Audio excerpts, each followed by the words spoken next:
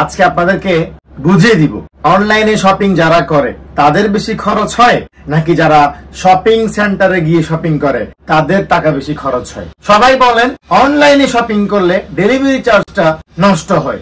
আপনি যেই জেলাতে আছেন ওই জেলাতে যদি আপনি অর্ডার করেন তাহলে আপনার ডেলিভারি চার্জ যাবে 70 থেকে 80 টাকা। আর যদি আপনি অন্য ডিস্ট্রিক্ট থেকে, মনে করেন আপনি ঢাকায় আছেন, চট্টগ্রাম থেকে আপনি অর্ডার করছেন, তাহলে আপনার ডেলিভারি চার্জ কত আসবে? 150 টাকা। প্রথমত আমরা শপিং সেন্টারে যখন যাই একা যাই না, আমরা বন্ধু বান্ধব মিলে যাই, সবার গাড়ি ভাড়া যায়, এখানে চলে যায় প্রায় 150-200 টাকা। সিগারেট খান, সিগারেট তো খাইতেই হবে, চা খাবেন, চায়ের সাথে সিগারেট খাইতে হবে, তাহলে চা সিগারেট বিস্কিট মিলে ধরেন 50 টাকা। শপিং সেন্টারে যাবেন, অনেক ঘোরাঘুরি করবেন, কারণ ওখানে মেয়ে দেখতে হবে, ছেলেরা বা অনেকের সাথে দেখা হবে, মিট করব। শপিং করার পরে আবার নাস্তা করতে হবে, কিন্তু সত্যি কথা, কারণ প্রত্যেকটা শপিং সেন্টারের উপর তলায় একটা রেস্টুরেন্ট থাকে।